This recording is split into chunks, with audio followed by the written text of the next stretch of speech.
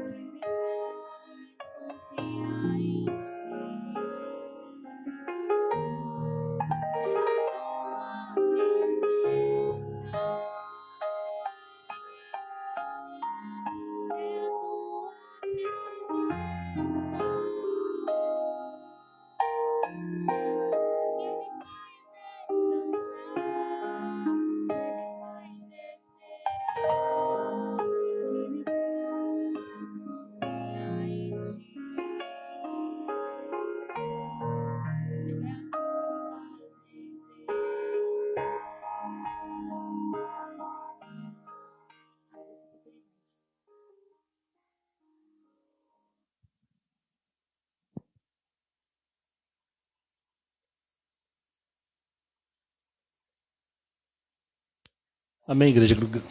Amém, glória a Deus. Afinal de contas, irmãos, é isso que nós estamos buscando cotidianamente, a presença de Deus. A presença de Deus no nosso casamento, na nossa família, no nosso cotidiano. É o que mais importa para nós que conhecemos a Cristo. É estar sempre na sua presença. E hoje nós vamos falar acerca da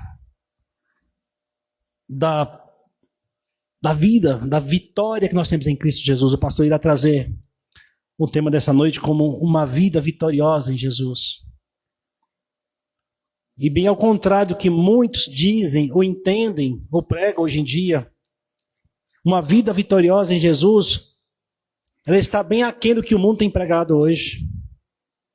Hoje nós temos ouvido as pessoas irem atrás ou buscarem a vitória em Cristo somente na vida financeira, na saúde, no bem-estar, numa vida regalada em todas as coisas. Em contrapartida, a Bíblia nos mostra ao contrário. A vitória que nós temos em Cristo é, mesmo vivendo em lutas, em dificuldades, nós temos paz no coração, sabendo de que essa vida é transitória. Nós estamos aqui de passagem. E nós temos a obrigação de entender, irmão, que uma vez nós estando em Cristo, nós já somos mais que vencedores. Porque nós não somos mais mortos. Nós somos ressuscitados em Jesus Cristo. Nós agora temos a obrigação de entender que nós vivemos em uma novidade de vida. Uma vida vitoriosa em Jesus, irmãos, em Cristo, é aquela que é guiada pela fé todos os dias, da fé diária.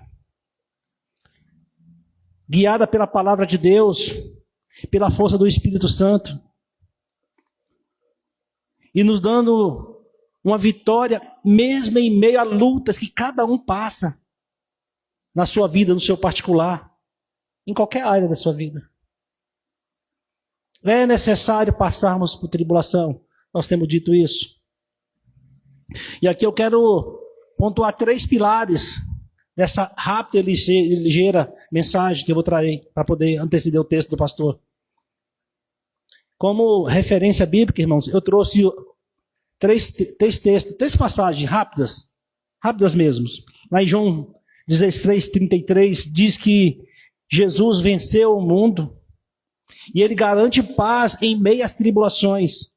Se os irmãos quiserem me acompanhar, está lá no capítulo 16 de João 16:33.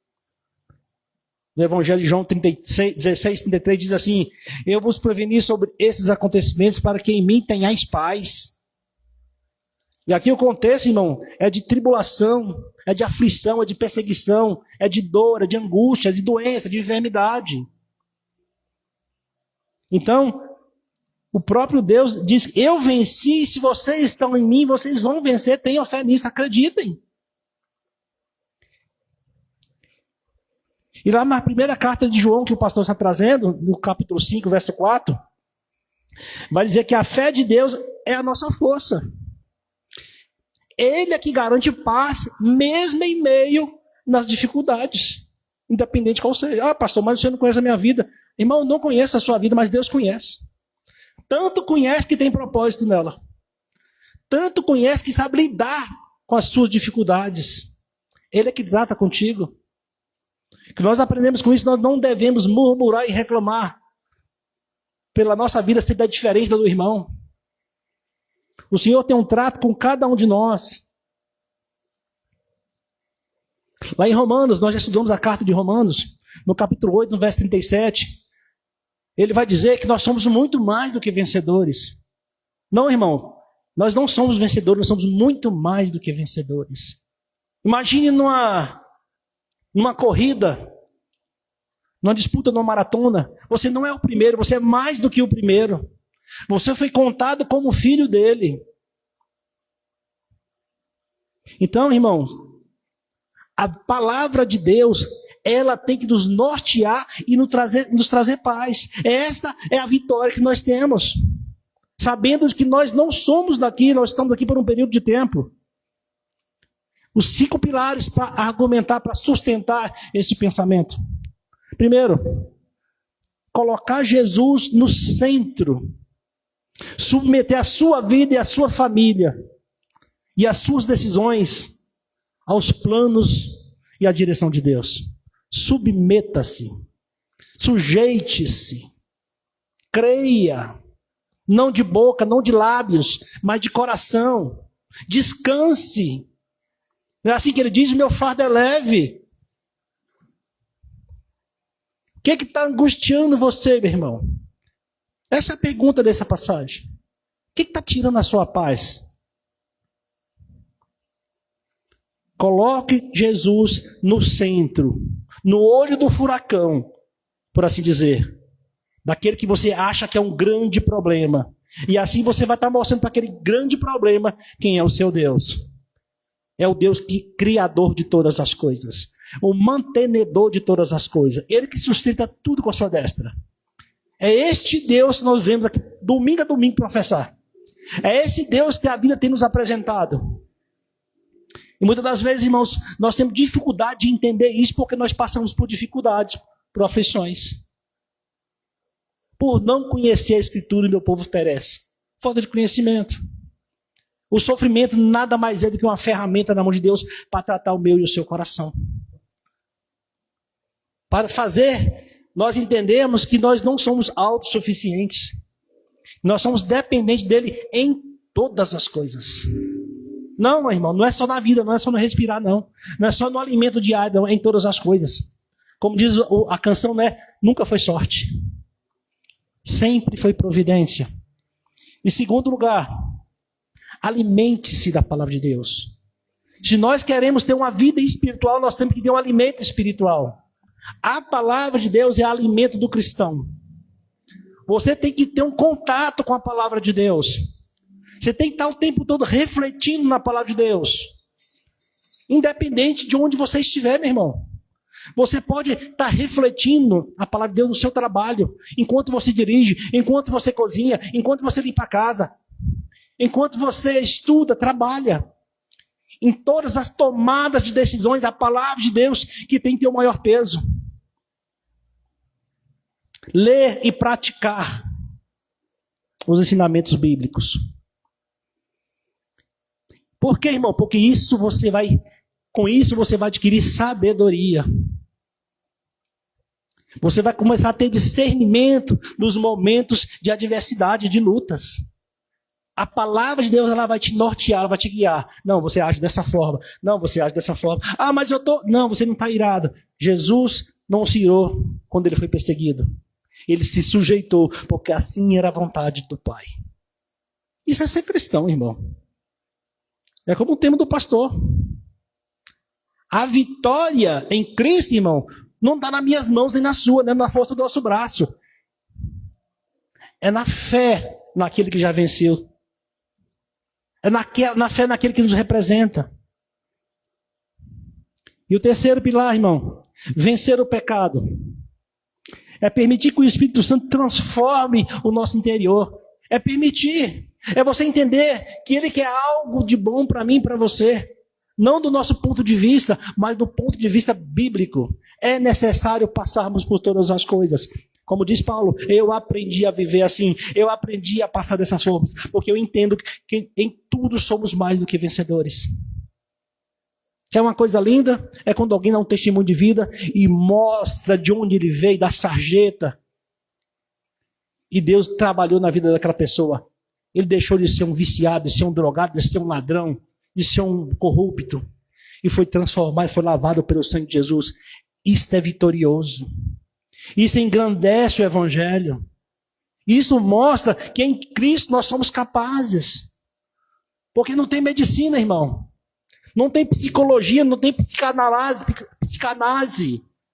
que possa mudar o coração de um homem como a palavra de Deus. A palavra de Deus, ela cura se ela quiser. Ela liberta se ela quiser. Mas não através do meu esforço de ler e aplicar. É através de sujeitarmos à vontade de Deus. Ao passo que se nós aprendermos isso, irmãos, nós vamos entender que não devemos murmurar por nada. Nada na vida. Não reclame de nada, irmão. Deus está trabalhando. Deus está nos moldando. Está tirando as arestas, as impurezas. Assim como o ouro é provado, assim que a palavra diz, assim como o ouro é provado no fogo para tirar as impurezas, assim eu provo meu filho. Esse foi o modo pelo qual o Senhor quis tratar-nos. E dia após dia temos nos tornado pessoas melhores, mais amorosas, mais receptivas. Aquele coração duro de carne, de pedra, que a Bíblia relata. Imagine, irmão, uma pedra. Não tem vida, não respira, não se move. É indiferente a tudo e qualquer coisa. Quando Deus diz que Ele tira esse coração que não tem sentimento, que não tem amor nenhum, e coloca o coração de carne, Ele está dizendo que colocou vida em nós. Então esse coração de pedra, ele foi transformado. É isso que a palavra diz. E o poder está na palavra. Ah, eu quero ter uma experiência com Deus. Lê a palavra de Deus, irmão, você vai ter experiências maravilhosas. Mas eu quero alertar a igreja. Você não vai rodapiar. Não vai cair fogo do céu. O Espírito Santo não vai falar de maneira audível, pessoalmente com você, para que todos ouçam. Porque você não é o centro. Jesus é o centro. A glória é dele. Mas, se nos autodenominamos cristãos, essa é a regra. Para que ele seja glorificado. Irmãos, Deus nos amou tanto que pegou o que ele tem mais precioso, que é Jesus, e enviou a cruz, não por amor a nós diretamente, mas indiretamente, por amor do seu filho. Esse é o amor que o Pai tem pelo seu filho. Ele o enviou como sacrifício vivo para nos salvarmos nele. Então a vitória está nele. Nós temos que ter a humildade de entender que nós fomos enxertados. Nós fomos adotados por amor dele. Em quarto, irmão, praticar a fé constantemente. Confiar no poder de Deus. E não apenas na minha força. Quando eu saio para trabalhar, para fazer algo, não é a minha força. É o poder de Deus atuando na minha vida. Quer um exemplo? Vocês conhecem o homem mais rico dos nossos tempos? Ou da geração passada? O homem mais influente, onde é que essas pessoas estão? Se Deus tirar a vida da pessoa, ele não tem nada, irmão. Ou seja, você pode ser a pessoa mais influente, mais rica do planeta. Se você não tiver vida, você não tem nada. Ou seja, se você não tiver Cristo, isso não vale de nada. Tenha Jesus, tenha comunhão com Jesus, que você vai ter tudo. Porque nada vai te faltar. Tudo vai ser suficiente para você. Você vai entender que na falta, o que você tem é suficiente. Na dor, o que você tem é suficiente. Na doença, o que você tem é suficiente. Por quê? Porque você vai entender que Ele está trabalhando na sua vida. Ele está te moldando. Você é vitorioso em Jesus, irmãos. Porque a riqueza não está nas coisas deste mundo. É o amor de você entender que Ele está trabalhando na sua vida. Nós não estamos falando de um trabalho de um homem, de um trabalho secular. Nós estamos falando do Criador de todas as coisas, trabalhando no meu e no seu coração, para que possamos ser a sua imagem. Para que possamos ser instrumento na mão dele, na vida de outras pessoas. Na certeza de que um dia estaremos todos com Ele. Essa que é a vitória, irmão. Não venha trazer seu dízimo para a igreja para que ele seja duplicado, quadriplicado, para que você seja um grande empresário, para que você seja vitorioso. Ora, irmão, de onde você viu isso na Bíblia? As pessoas estão indo para a igreja para buscar esse tipo de vitória. Isso não é vitória, isso é derrota. A própria Bíblia diz que é difícil um rico entrar no reino porque o seu coração não está em Cristo. Se você está ouvindo esse tipo de pregação, acompanhe a Bíblia e peça referência para saber se a Bíblia está ensinando isso mesmo. Não vamos agir como crianças, como o pastor tem trago lá no estudo de Coríntios, naquela igreja. Paulo falou, não posso nem conversar com vocês, são tudo menino. Só entendo das coisas daqui. Eu estou falando de algo muito maior. Eu estou falando de eternidade. Eu não estou falando do pão que perece, do ouro que perece. Não, eu estou falando de vida eterna. É isso que Paulo fala, irmão. A vitória em Cristo está nisso. E sexto aqui, irmão, em quinto pilar, manter a comunhão. Cultivar uma vida de oração e amor com o seu próximo, com todo e qualquer um. A oração, cada um ao seu modo, quando você tira para conversar com Deus, ou para desabafar, ou para falar qualquer coisa, isso é um relacionamento. É um relacionamento assim como um casal. O homem e a mulher, quando casados, têm que conversar, tem que ter acordo. Não é assim? Embora haja uma disputa ou outra, mas tem que ter acordo, porque senão não anda. Assim também funciona no trabalho, em toda a sociedade, tem que ter diálogo. Como é que fala que eu sou cristão se eu não tenho um diálogo com o meu pai, com o Criador, com o meu Deus? Então, a pessoa que você tem que desabafar é com Deus no seu quarto, não é nas redes sociais, não. Não é expor na sua vida, não. Não é expor no seu casamento, não. Para vizinho, para irmã, para todo mundo, para pessoas que você nunca viu, que está em todas as partes do mundo. Jogando, escancarando o seu relacionamento, a sua família, para todas as pessoas, como se isso fosse um desabafo. A Bíblia está te orientando aqui, ó, quer ter uma vitória em Jesus? Desabafe com Ele. Ele sabe ouvir. Ele deixa você chorar. Ele deixa você espernear, você gritar. Mas Ele te aconselha. Ele traz paz no seu coração. Ele vai trazer o entendimento para você, a maturidade de que Ele tem um controle.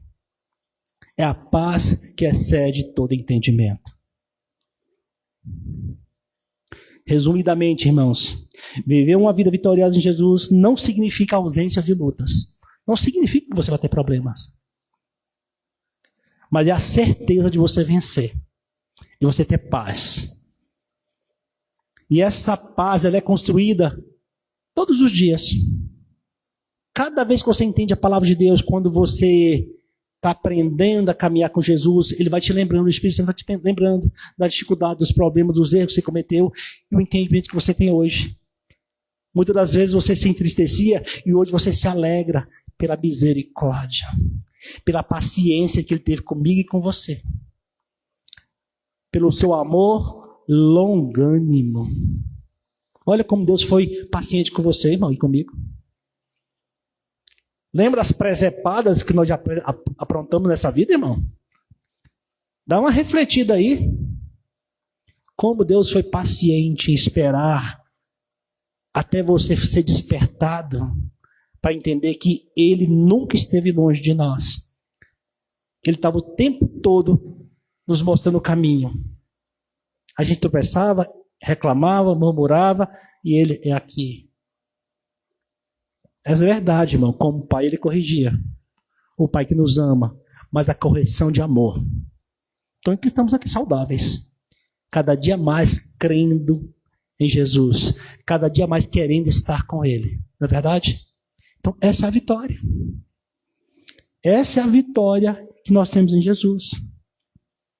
E a Bíblia, irmão, ela repetidamente ela tem nos alertado. Ela mostra que, mesmo em momentos de crises, se nós descansarmos nele, nós vamos ter paz em qualquer coisa. Você dorme com uma dor de cabeça enorme de um problema que apareceu, que surgiu do nada. Mas quando você descansa nele, no outro dia você está sereno, em paz. Sabendo que está na mão de quem pode, de quem resolve, que é Jesus. Então, seja vitorioso. Tenha uma vitória de fato em Cristo. Tenha uma vida vitoriosa. Não deixe que a dor, que a dificuldade, em área nenhuma da sua vida, tire a sua paz. Seja vitorioso. E no fim, irmão, para acabar, fale como Paulo: combati o bom combate e guardei a fé. Resta o que para Paulo? Receber a coroa da vitória. E aí sim, você vai ser um modelo de cristão para todos os que estão te assistindo aqui neste mundo. Amém? Eu agradeço ao Senhor pela oportunidade. Convido a equipe de louvor.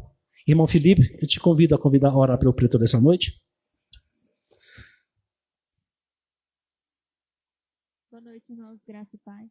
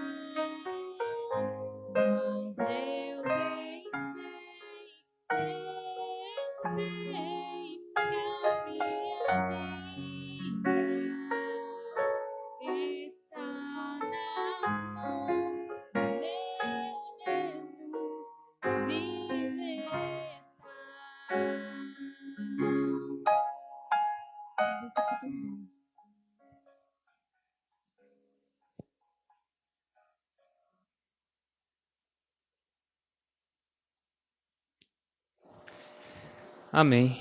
Senhor Jesus, maravilhoso Pai, louvado, exaltado, engrandecido seja o teu santo nome. Nós te agradecemos, Senhor, por mais esse dia, te agradecemos pelo ar que respiramos, pelo pão de cada dia, porque durante toda essa semana o Senhor tem nos guardado, tem nos protegido, e o Senhor tem permitido que nós estejamos aqui essa noite, reunidos mais uma vez em teu nome, para engrandecer a ti, para adorar o teu santo nome e também para aprender mais da tua palavra. Senhor Jesus, que nessa noite o Senhor possa estar usando o teu servo, pastor Marconel, para instruir a tua igreja na tua verdade, de acordo com os ensinamentos que o Senhor deixou através dos teus servos, dos teus apóstolos, que nós possamos ser instruídos e nutridos essa noite com as palavras que vêm de ti, que foram inspiradas por ti, e que nós possamos, Senhor, interiorizar esses ensinamentos, trazer para a nossa vida, para o nosso cotidiano, para onde quer que nós estejamos, nós possamos ser, ó Deus, mensageiros da tua palavra, que nós possamos agir como o Senhor nos instrui, que nós possamos ser sal da terra e luz do mundo, e que tudo que nós possamos fazer seja para a tua honra e para a tua glória. Que o Senhor possa estar tirando toda distração, tirando tudo aquilo que possa estar roubando a nossa atenção, e que nós possamos estar com o coração aberto para ouvir e aprender, e guardar no coração as tuas palavras, para não pecar contra ti, mas para sermos bênção onde quer que nós estejamos. Perdoe, ó Deus, as nossas falhas, nossas transgressões, e fortaleça-nos em ti, para a tua honra e para a tua glória. É o que nós te pedimos, também te agradecemos. Em nome santo de Jesus, eu peço também para aquelas pessoas que não puderam vir, porventura estejam nos acompanhando pela internet, ouvindo a gravação mais tarde, mas que a tua palavra possa alcançar os corações daqueles que precisam ouvi-la. É o que nós te pedimos e também te agradecemos, no nome santo de Jesus. Amém.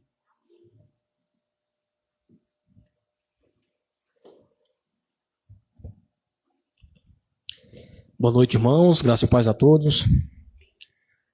Uma honra estarmos juntos mais uma vez para aprender mais da palavra do Senhor. Essa noite nós daremos continuidade na carta do apóstolo Pedro, sua primeira carta, e falaremos sobre uma vida vitoriosa em Cristo. O pastor Júnior já trouxe de forma introdutória a respeito do tema, e é basicamente isso.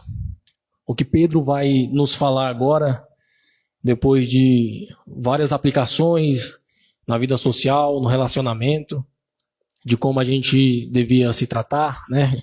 De como a gente deve tratar os governadores ou os reis, de como a gente deve tratar os nossos cônjuges, de como a gente deve tratar os nossos familiares. Ele vai trazer agora uma resposta, ou seja, um resumo da vida vitoriosa que nós temos em Cristo Jesus através do sofrimento. Como eu já havia falado nos cultos anteriores, a carta do apóstolo Pedro é uma carta que fala muito sobre obediência e sobre sofrimento.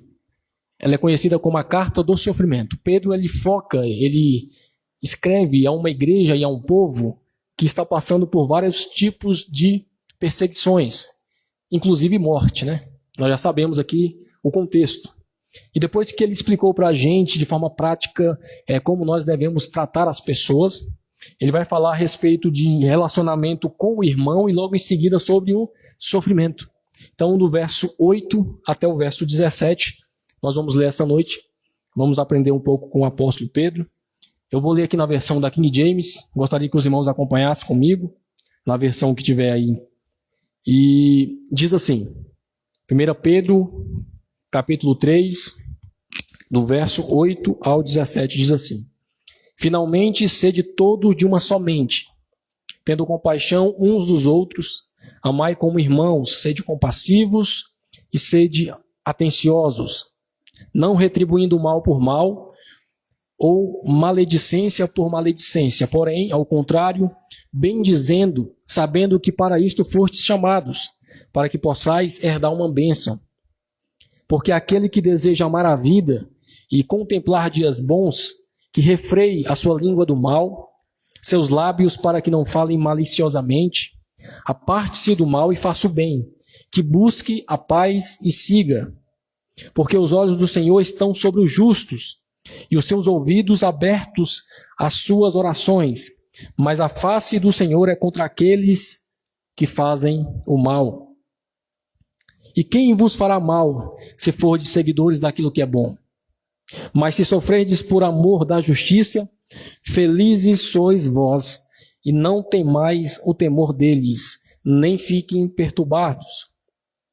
Porém, santificai ao Senhor Deus em vossos corações, e estáis sempre preparados para responder a cada homem que vos pedir a razão da esperança que há em vós, com mansidão e temor. Tende uma boa consciência, para que, enquanto falam mal de vós, como de malfeitores, fiquem envergonhados por falsamente acusarem o vosso bom comportamento em Cristo. Porque é melhor, se Deus assim o quiser, que só faz por fazer o bem, do que por fazer o mal. Amém? Então o que o apóstolo Pedro faz agora? Ele deixa na prática aqui de falar de grupos específicos dentro da igreja para falar a todo o povo.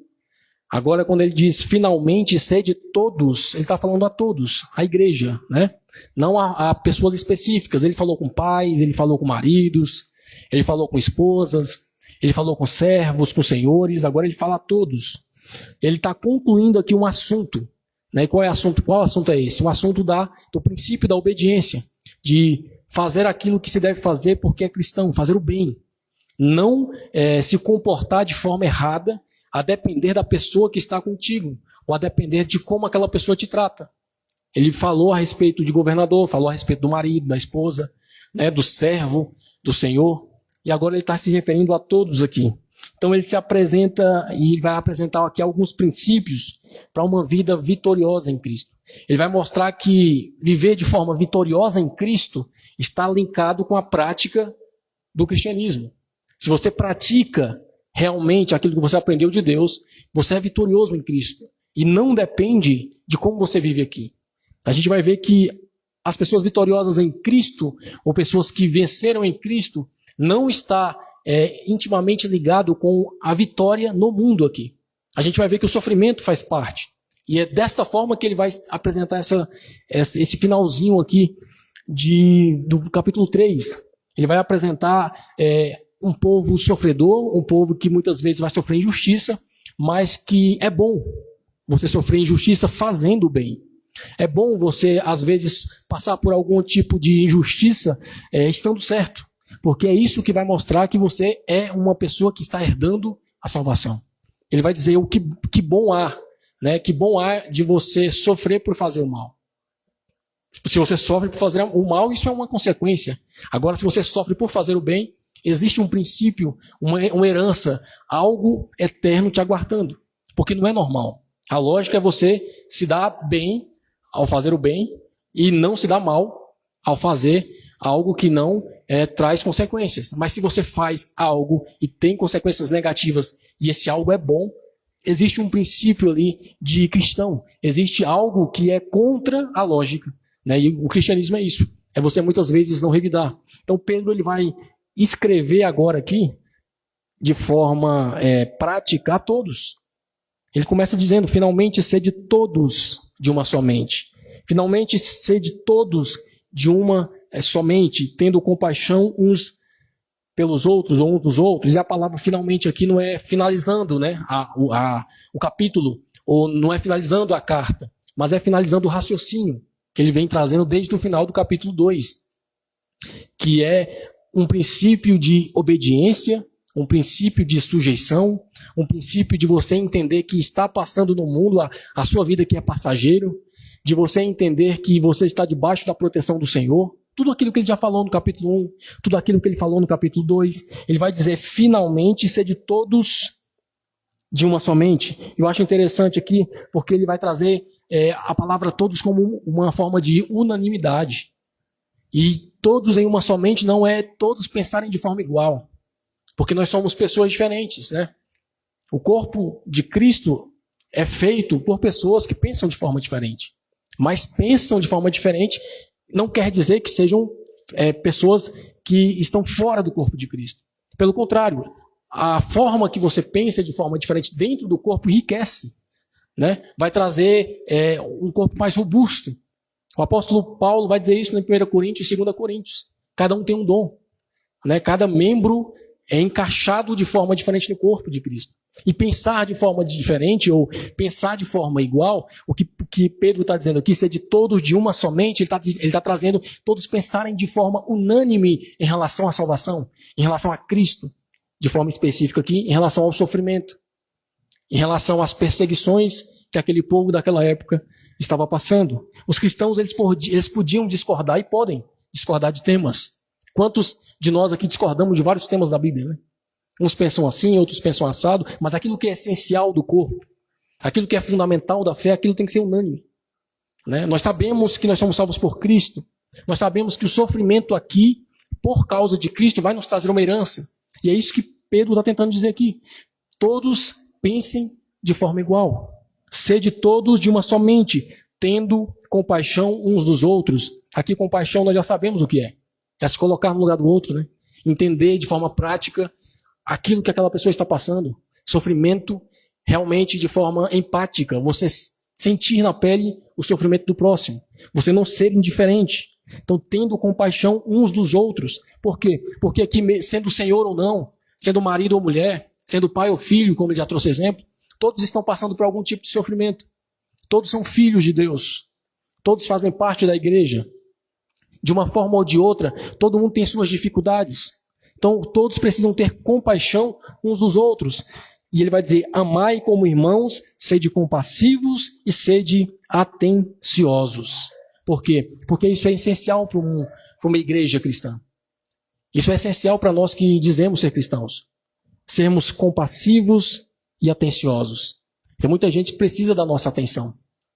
Tem muita gente que precisa que nós tenhamos compaixão, que nós tenhamos mansidão, que nós sejamos compassivos.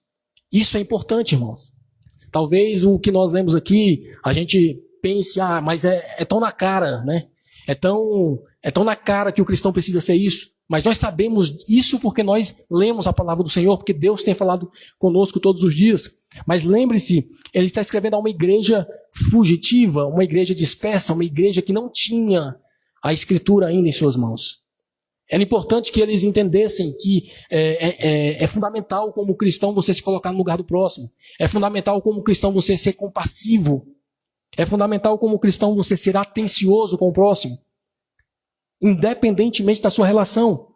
Pai com filho, marido com mulher, patrão com servo, perceba. Ele falou anteriormente sobre essas relações que naquela época era uma relação meio que quebrada, né? O patrão ele não dava muita atenção para o seu servo. O marido não dava muita atenção para sua esposa.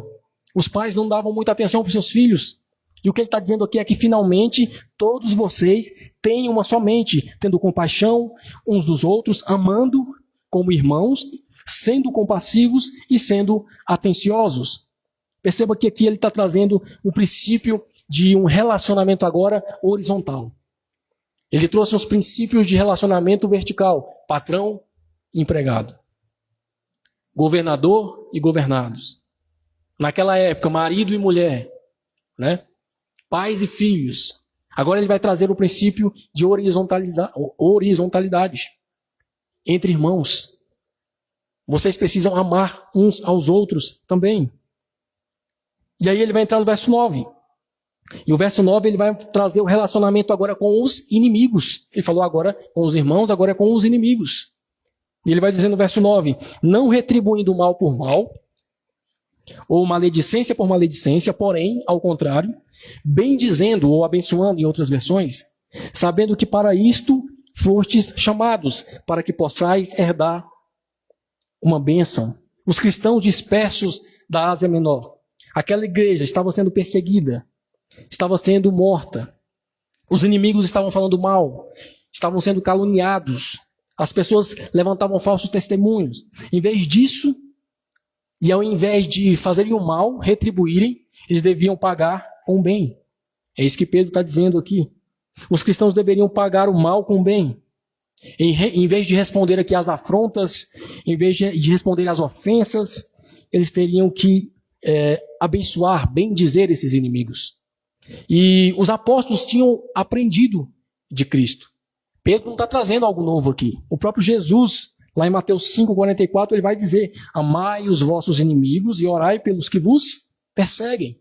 O que Pedro está fazendo aqui é ensinando a igreja algo que ele mesmo aprendeu de Cristo. Que o cristão verdadeiro, ele está ligado a Cristo e ele não muda com o comportamento do outro. Ele está ligado a Cristo e o comportamento de fora, o que as pessoas fazem com você e comigo, não deve mudar aquilo que eu sou, que é um cristão. Não deve mudar aquilo que você é, que é um cristão verdadeiro. É isso que o Pedro está falando aqui. E que Paulo vai trazer também nas suas cartas em Romanos e em 1 Coríntios. Lá em Romanos 12 ele vai dizer: não torneis a ninguém mal por mal. 1 Coríntios capítulo 4, no verso 12, ele vai dizer também: quando nós somos injuriados, nós bendizemos. Paulo fazendo aquilo que Cristo ensinou. Pedro fazendo aquilo que Cristo ensinou. Retribuiu o bem com o quê? Com o bem. E retribuiu o mal? Com o bem. O cristão não tem opção, né? A opção do cristão é sempre fazer o bem. Se você é injuriado, bendiga, agradeça a Deus, ore pelos seus inimigos. Se você é perseguido, ore pelo seu inimigo. Se você sofre algum tipo de injustiça, não retribua com a injustiça. Faça o bem, é o que ele está dizendo aqui. Não retribuindo mal por mal. E é difícil a gente ouvir isso hoje. Imagine aquela igreja, né? Imagine num contexto de morte, um contexto de prisão. Imagine num contexto onde as pessoas não sabiam se amanhã estariam vivas, não sabiam se seus familiares continuariam bem, vivendo com tranquilidade. Não retribui mal por mal ou maledicência por maledicência. Pelo contrário, faça o que Cristo diz. Retribua aquilo que você recebe sempre com o bem. Seja o bem ou seja o mal.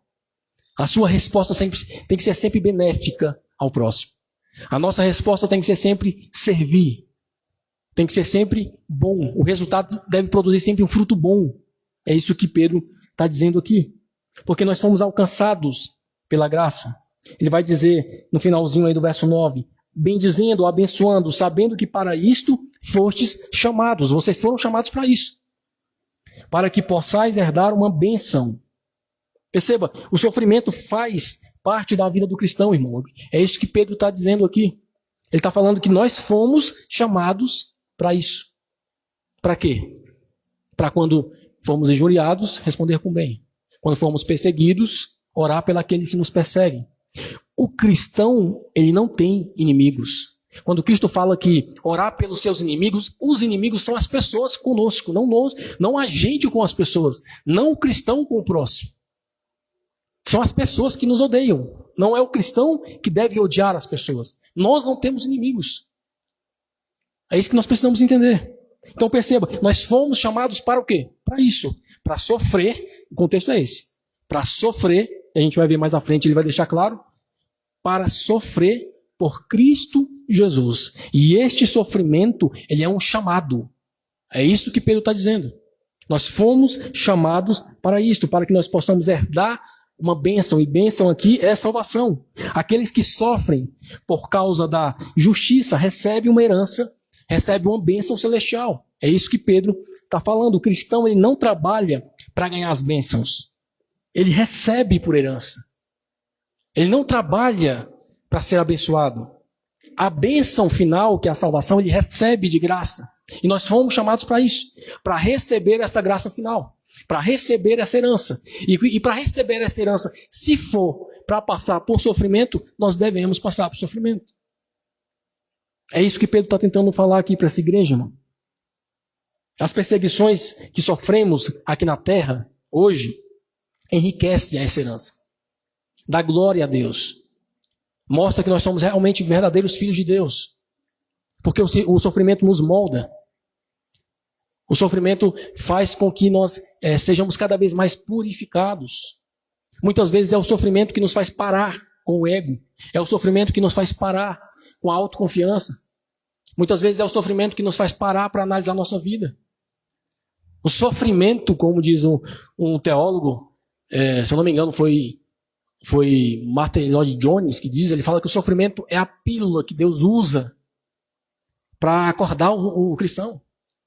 Se nós tivermos aqui uma vida totalmente confortável, nós raramente olhamos para o irmão, raramente olhamos para Deus, raramente nós buscamos a vontade do Senhor. Mas o sofrimento tem esse poder de colocar cada um de nós no devido lugar, de nos fazer acordar, de nos fazer entender o quão pequeno nós somos. Então perceba, o que Pedro está falando aqui até agora, nesses primeiros versos, é que existe uma vitória do cristão em Cristo. E que vitória é essa? O cristão vencedor, ele não é aquele que simplesmente ganha discussão. Ele não é aquele que simplesmente apanha e bate. O cristão vencedor não é aquele que sofre e diz, eu não posso deixar isso passar. Eu sou um homem que não leva desaforo para casa. Esse não é um cristão vencedor. Pedro está dizendo aqui que o cristão vencedor é aquele que, independentemente do que acontece lá fora, no mundo ao redor, ele não muda intrinsecamente. Ele vai continuar fazendo bem. Ele vai continuar respondendo às acusações, às afrontas, às ameaças, às dores, com aquilo que está plantado no seu coração, que é a palavra do Senhor, que são os frutos do Espírito. O cristão vitorioso, ele não é vitorioso aqui. Ele é vitorioso no mundo, mas ele é vitorioso em Cristo. Ele não é vitorioso na vida. E quando eu falo na vida, eu falo na vida do mundo. O cristão vitorioso não é aquele que, como o pastor trouxe aqui, tem uma bela família, um belo carro, uma bela casa, um belo emprego. Se Deus quiser abençoar cada um de nós com isso, amém. Glória a Deus por isso. Ele é o dono de tudo, né? Mas o cristão vitorioso não é esse. O cristão vitorioso é aquele que sofre e não retribui o mal. É aquele que, quando é acusado, é confrontado, quando sofre maledicência, ele bendiz, como diz o texto aqui. Ele abençoa. Porque é por isso e é para isso que nós fomos chamados.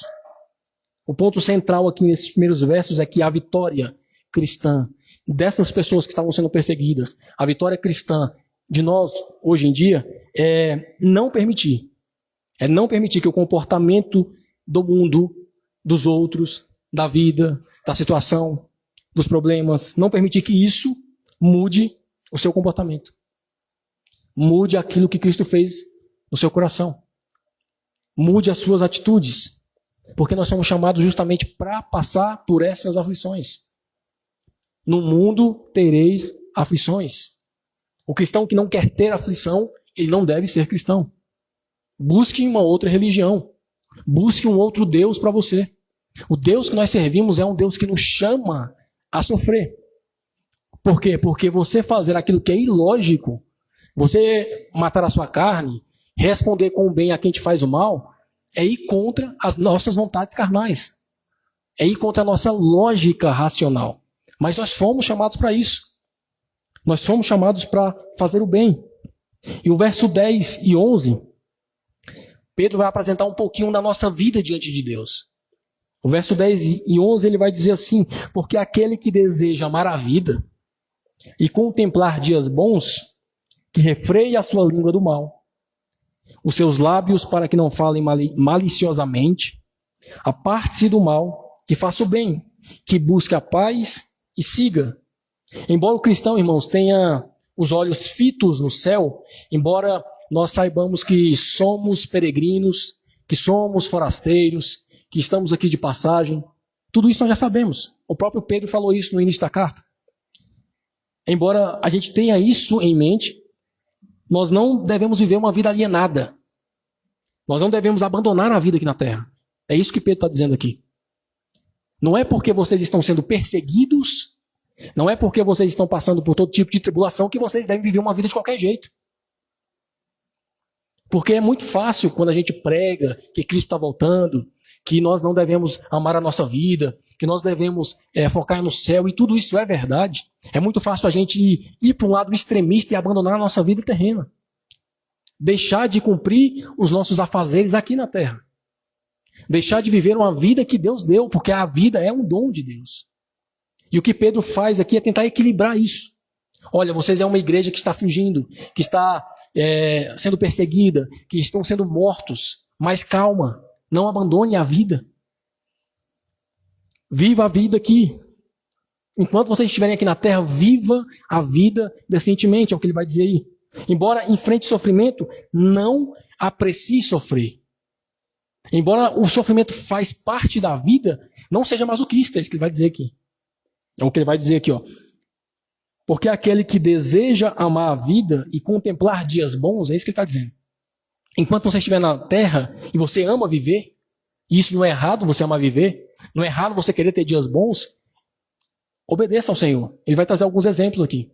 Viva de forma digna, para que não te cause mais problemas ou mais sofrimentos. O fato de lidar com sofrimento aqui não impede o cristão de ser feliz. É isso que é importante a gente entender. Porque muitas vezes também a gente tenta abandonar a vida da terra. Não, que eu não quero viver mais nada, eu quero só esperar Cristo voltar, e você deixa de ser feliz aqui. Você deixa de viver uma vida que Deus te deu. Você peca porque abandona o dom que Deus te deu, que é a vida. Você não quer ter momentos bons aqui na terra, isso também é errado. É o que Pedro está dizendo aqui. O nosso problema não é buscar a felicidade. Esse não é o problema. Mas é nos contentarmos, muitas vezes, com uma felicidade terrena, pequena demais. Esse é o problema. É nos contentarmos aqui com a felicidade que o mundo dá, ao invés de buscar a felicidade que Deus dá. E a felicidade que Deus dá, nos dá direito de viver essa vida em alegria. Viver essa vida em amor. Viver essa vida com paz. Pedro vai dizer isso mais claramente lá na frente. E na presença de Deus, nós vivemos uma vida mais alegre. Muitas vezes com sofrimento, mas uma vida mais alegre. Muitas vezes no meio de problemas, mas com a paz que só Deus dá. E é isso que ele vai dizer aqui. Aquele que deseja amar a vida e contemplar dias bons, ele vai trazer alguns exemplos aqui que eu gostaria de entrar. São 4 exemplos. Primeiro ele vai dizer para refrear a língua do mal.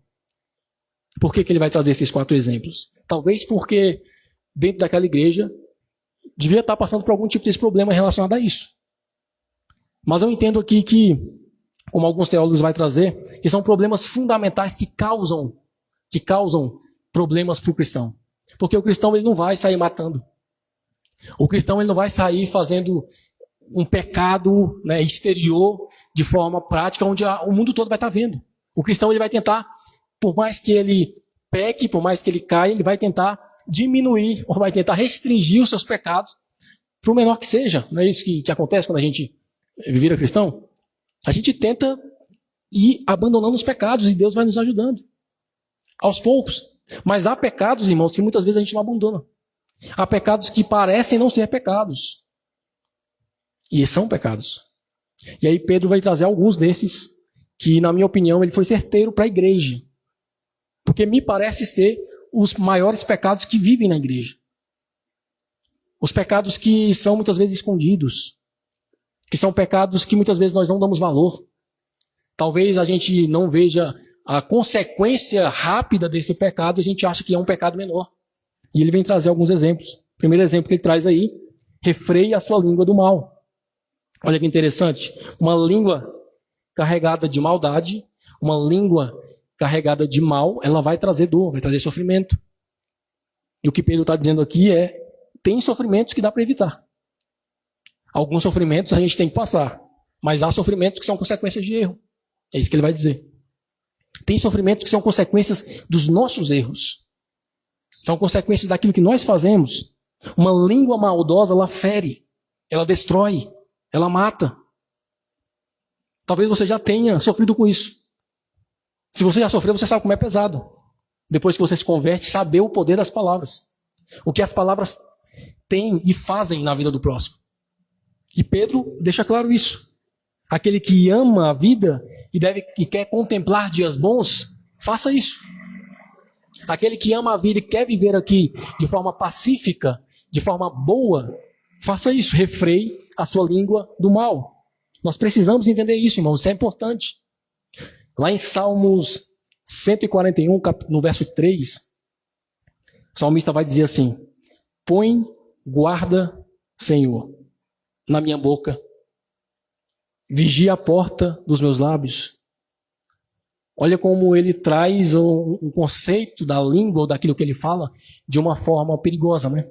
Ele pede para que Deus coloque guarda na sua boca, para que Deus feche ou coloque vigia nos lábios para que ele não fale mal, para que ele não fale indecentemente, para que ele não fale aquilo que não deve. Então perceba, para que nós possamos viver uma vida boa, de acordo com Pedro, nós precisamos refrear a nossa língua do mal. Outro exemplo que ele traz aí: não falem maliciosamente, ou não falem com dolo, em outras versões, né? Falar dolosamente aqui, ou de forma maliciosamente, é esconder atrás das palavras bonitas uma má intenção. Nós entendemos hoje como fofoca, ou engano, ou falsidade, né? É isso. Imagine, percebe que são coisas que são fáceis da gente encontrar na igreja? Até do povo que se diz cristão, a gente encontrar pessoas que falam mal, pessoas que são falsas, que falam de um irmão para um e do irmão para outro. Percebe que ele está trazendo problemas que são relacionados à igreja, relacionados a um povo que se diz cristão e que hoje em dia nós sofremos com isso.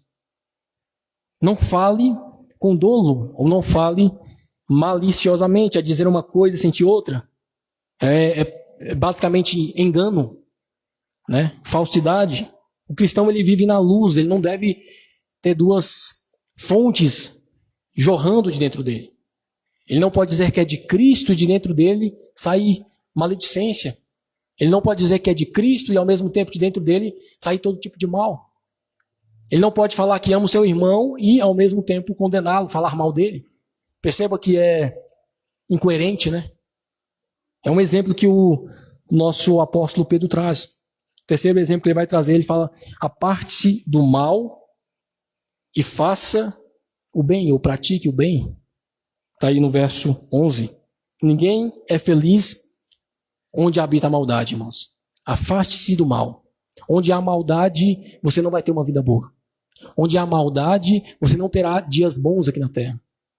Onde há maldade, você não vai amar a vida, não vai conseguir viver dias tranquilos. É isso que ele está dizendo. Afaste-se do mal e pratique o bem. Eu acho interessante que ele poderia muito bem só falar afaste-se do mal, mas ele dá uma ordem, né, também, né, imperativo. Não somente afaste-se do mal, mas faça o bem. Porque você só se afastar do mal e não praticar o bem, você não está seguindo a risca o que Cristo mandou. Mas a partir do momento que você deixa de fazer o mal e faz o bem, né, duas ações: corre do mal e faz o bem, afaste-se do mal e faça o bem, você está obedecendo o que Cristo manda. E no fim ele fala: busque a paz. Por que busque a paz? Porque a paz é algo que você precisa ir atrás. A paz não cai no seu colo. Ele está falando aqui não da paz que Cristo dá. Não é a paz que Deus dá. Essa paz ela é intrínseca no seu coração. O Espírito Santo dá. É uma paz com os irmãos. Ele está falando aqui dos irmãos, dos inimigos, das pessoas que vivem à nossa volta. Busque a paz. A palavra de Deus nos exorta de forma repetida, várias e várias vezes, para nós vivermos em paz uns com os outros. O próprio Cristo vai dizer, lá em Mateus 5:9, ele vai dizer: bem-aventurados os pacificadores, né? Ou seja, aqueles que buscam a paz, aqueles que procuram a paz, porque serão chamados filhos de Deus. E é isso, obviamente que essa paz ela não equivale a uma acomodação, a conivência, a não falar a verdade para o irmão. Não é essa paz que nós estamos falando. É uma paz de mal, de você brigar, de você criar confusões, de você falar mal. É nesse contexto. Busque a paz, viva em paz. E nessa aplicação de vitória em Cristo que nós estamos trazendo aqui, nós somos vitoriosos em Cristo Jesus, a aplicação rápida desses versos aqui é que o mundo ele vai dizer: vença quem estiver contra você. O mundo ele sempre vai dizer isso: vença quem estiver contra você. Na luta entre você e seu inimigo, você deve vencer. Quando você estiver frente a frente com o seu inimigo, não importa o que ele faça, você deve vencer. É isso que o mundo prega. Mas Cristo ensina: vença o mal fazendo o bem. Vença o mal fazendo o bem. Por isso que uma vitória em Cristo, você ter vitória em Cristo, ter uma vida vitoriosa em Cristo, envolve controlar a língua, como ele acabou de dizer. Envolve você abandonar a mentira, abandonar o engano, abandonar a falsidade, praticar o bem, buscar a paz. Perceba que para você ser vitorioso em Cristo, você precisa praticar o cristianismo. Você precisa praticar aquilo que Cristo está determinando. A vitória começa no coração, mas ela passa pela boca. Refreie sua língua, não fale mal. Passando pela sua boca, ela gera atos, gera ações. É isso que Pedro está dizendo aqui. O verso 12 ele vai continuar falando, e agora ele vai falar de vida de oração. Ele vai dizer assim: porque os olhos do Senhor estão sobre os justos, e os seus ouvidos abertos às suas orações. Mas a face do Senhor é contra aqueles que fazem o mal. Perceba que agora ele fundamenta fazer o bem com a oração. Como assim, pastor? Ele diz que aqueles que fazem o mal, as orações dessas pessoas que fazem o mal, ou melhor dizendo, Deus está contra, Deus é adversário daqueles que fazem o mal. E se você faz o bem, Deus está vendo. Deus vê a justiça. Os olhos de Deus estão naqueles que praticam o bem. O que ele está dizendo é isso. Ou seja, uma igreja perseguida aqui, ela precisa entender que Deus, ele está atento às orações. Que Deus ouve. Que Deus fala. Que Deus transforma. Mas, em contrapartida, nós precisamos fazer o bem. Em contrapartida, a ação de Deus está sobre aqueles que fazem o bem. Ele é amigo, ele é pai daqueles que fazem o bem. E, em outras palavras, a face do Senhor é contra, no termo grego aqui, ele é adversário. É como se ele fosse adversário daqueles que fazem o mal. Eu acho que não é muito bom ser adversário de Deus, né? Eu acho que não é muito bom para o ser humano consciente se tornar alguém contra o Senhor, contra Deus. Deus vê, Deus ouve. A nossa causa ela nunca vai passar despercebida. Por mais que nós estejamos em sofrimento, passando por dificuldades, como a igreja está passando, por mais que essa igreja aqui é perseguida, ou talvez alguns deles, muitos deles, reclamando porque Deus não está ouvindo, porque que Deus não os tira daquela tribulação, daquela aflição. O que Pedro está dizendo é que Deus ouve, Deus está vendo, Deus está atento aos sofrimentos. Deus não abandona o ser humano em meio ao sofrimento. O cristão ele pode ter certeza. Você vai sofrer, muitas vezes sim, mas Deus está com você no meio do sofrimento. Ele não te abandona para sofrer sozinho. É isso que ele vai dizer. Os olhos do Senhor estão sobre os justos. E aqui justos não é santo, mas é aqueles que fazem o bem, que praticam o bem. Os olhos do Senhor estão sobre eles. Deus está atento a você que faz o bem. Deus está atento a você que não revida o mal com o mal. A você que refreia a sua língua. A você que não fala dolosamente. Deus está atento. A você que pratica a justiça. Que foge da aparência do mal. Que é pacificador. Deus está atento. Por mais que você esteja sofrendo por ser assim. Por mais que você sofra por praticar o bem.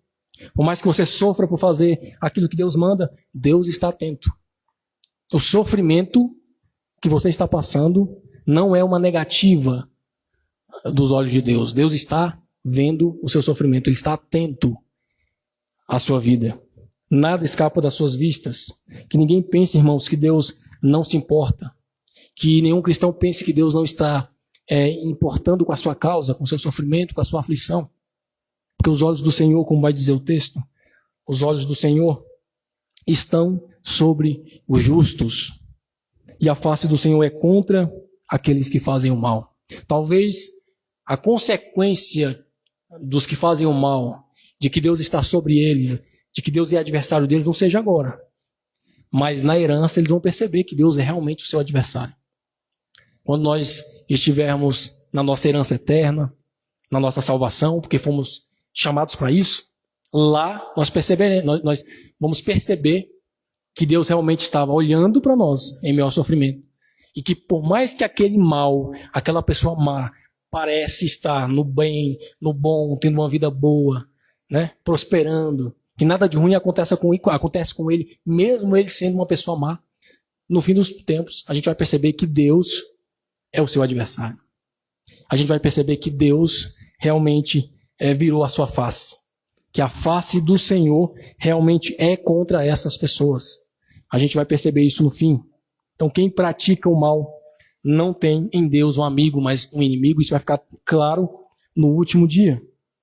E perceba, ele vai dizer agora, a partir do verso 13 até o 17, sobre sofrimento, os nossos sofrimentos. E do verso 13 ele vai começar falando sobre a prevenção contra o sofrimento. Ele vai dizer no verso 13, e quem vos fará mal, se for de seguidores daquilo que é bom? Aqui é a regra, né? A regra deveria ser, se você faz o bem, quem vai te fazer mal? Essa é a regra. E se nós estivermos vivendo na regra, que bom. Se nós estivermos vivendo num país onde, se nós fizermos o bem, nós não somos perseguidos, se nós fizermos o bem, nós não teremos inimigos, amém. Glória a Deus por isso. Mas há exceção. Há países que você fazer o bem para Deus, você ser cristão, você praticar o cristianismo é mal, é ruim. Então a regra que ele vai dizer aqui é que em situação normal, ninguém é maltratado por fazer o bem. Por quê? Porque, em regra, o correto seria, como ele diz aqui, que as autoridades são ministros de Deus para promover o bem. Paulo vai dizer a mesma coisa lá em Romanos, né? Capítulo 13. Mas nem sempre nós vivemos na regra. Muitas vezes as autoridades que são colocadas por Deus são pessoas ruins. São governadores que castigam. São reis que perseguem. E aí, neste caso, entra o versículo 14. Mas se sofredes por amor da justiça, felizes sois vós, e não temais o temor deles, nem fiqueis perturbados. O que ele vai dizer no verso 13 e 14? A regra é, você fazendo bem, você não sofrerá. Se a gente vive assim, amém, agradeça a Deus. Se a gente vive num país assim, amém. Se você está vivendo num ambiente assim, glória a Deus por isso. Mas existe a exceção. A exceção é sofrer mesmo fazendo bem. E existem países assim hoje, infelizmente. Infelizmente existem muitos países que matam cristãos por serem cristãos, por fazerem o bem, por servir o próximo, por pregarem a Cristo. E se nós vivemos num país assim, é o que ele vai dizer, mas se sofredes por amor da justiça, felizes sois vós e não temais o terror deles, nem fiqueis perturbados. Os pagãos aqui falavam mal deles, né, irmãos? Falavam mal daquela igreja. Seus bens eram confiscados, eles morriam. Mesmo passando por esse sofrimento, que Pedro está dizendo aqui é que os cristãos eles deveriam ficar felizes. Mas não é a felicidade humana. É aquela felicidade da certeza de que estão sofrendo por Cristo. E que terão uma retribuição, um galardão grande. Jesus diz isso categoricamente lá em Mateus 5,10. Ele vai dizer, bem-aventurados os perseguidos por causa da justiça. Bem-aventurados os perseguidos por causa da justiça, porque deles é o reino de Deus. Pedro está falando a mesma coisa aqui em outras palavras. Quando nós fazemos o bem e recebemos o mal, Deus nos fortalece e nós somos bem-aventurados. Por quê? Porque nós estamos sofrendo por causa da justiça. Nós estamos imitando Cristo. Nós estamos sendo exemplo para o próximo. Quando nós fazemos o bem e recebemos o mal, Deus nos fortalece. O teólogo Miller ele vai dizer que as bem-aventuranças que Jesus anunciou e que Pedro está citando aqui revelam um novo conceito de felicidade. Ele vai dizer que aqui são os infelizes deste mundo que são felizes, porque a felicidade não está fundamentada na felicidade do mundo. A felicidade que Deus nos apresenta é uma felicidade eterna, não é temporária. Nós vivemos aqui temporariamente, né? Hoje você está feliz, amanhã está triste. Hoje está tudo bem na sua vida, amanhã acontece alguma coisa, um problema, vem tristeza. Não é assim? A felicidade que Deus nos apresenta, que Deus nos promete, é uma felicidade atemporal. É uma felicidade eterna. Então, bem-aventurado, felizes são aqueles que sofrem hoje. Porque essa felicidade vai passar. Mas a felicidade que Deus nos promete, ela é eterna. Nós precisamos ter essa esperança. Nem sempre Deus nos livra do sofrimento. Mas Ele sempre nos capacita e sempre vai nos moldar, sempre vai nos purificar, sempre vai nos dar força quando nós passamos por esse sofrimento. Sempre Ele vai estar conosco. Nós não estamos aqui dizendo que o sofrimento por si só, ele é essencialmente bom ou ele é essencialmente ruim. Não é isso que nós estamos falando aqui, irmãos. Nós estamos dizendo que, independentemente do sofrimento, a esperança que nós temos em Cristo é que esse sofrimento, por nós estarmos em Cristo, ele é bom. Por nós estarmos em Cristo, esse sofrimento que passamos por Cristo, ele é bom. Ele vai gerar um resultado bom. Ele vai trazer uma herança boa. Ele vai trazer um galardão bom. Porque foi para isso que fomos chamados.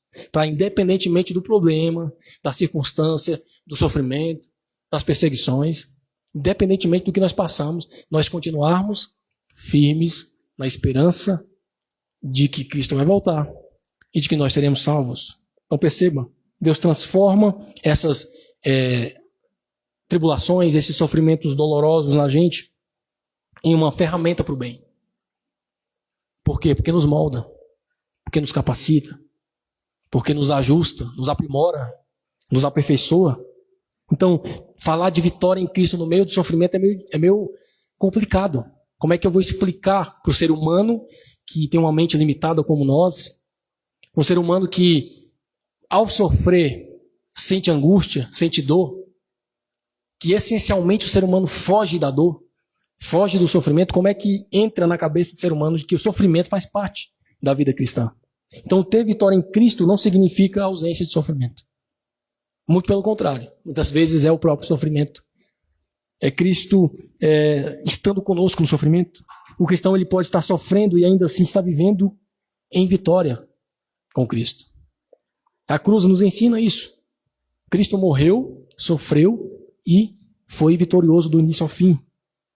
Da mesma forma, irmãos, o sofrimento de cada um de nós não significa que Deus perdeu o controle. Não significa que Deus deixou de te ver, deixou de te olhar, que te ama menos. Porque muitas vezes o que passa pela nossa mente é isso, né? No meio do sofrimento, no meio das tribulações, a gente acha que é menos especial. A gente acha que é menos filho de Deus. Muitas vezes a gente acha que está pecando. Muitas vezes a gente acha que não merece. Não é assim que o ser humano é? Quando o sofrimento aparece, a gente tenta buscar onde? A gente tenta buscar por quê? Aonde? Onde eu errei? O que aconteceu? Mas nós nos esquecemos muitas vezes que o sofrimento ele é uma dádiva de Deus.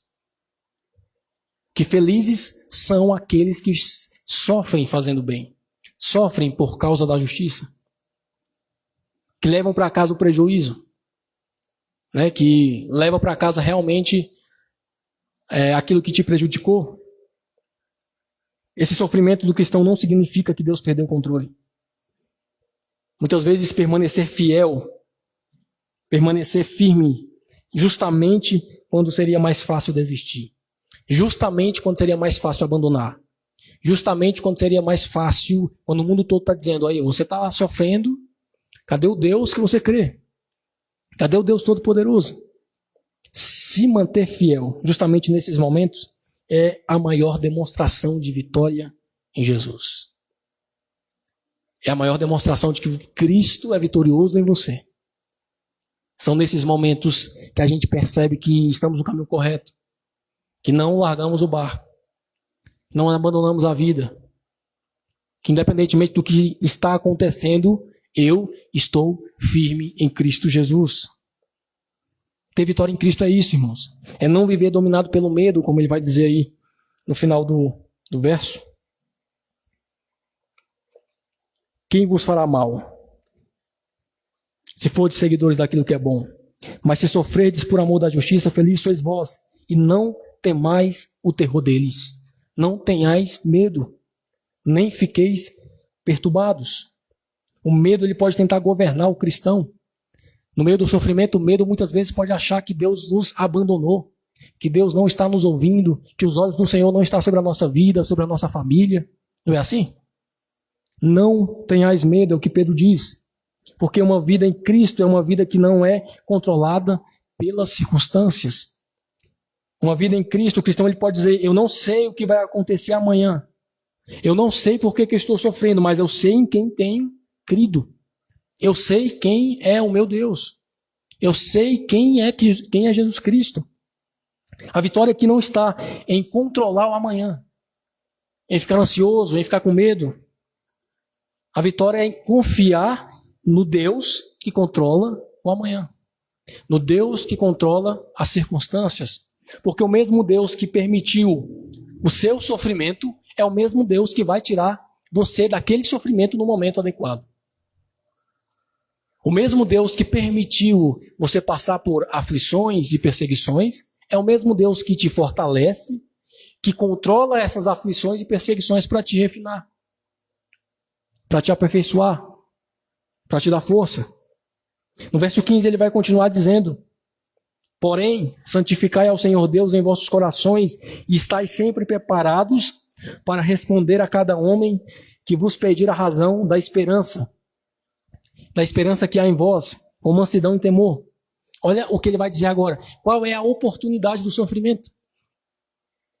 Ele falou aqui a respeito do sofrimento. A prevenção contra o sofrimento. E agora ele vai falar assim, ó.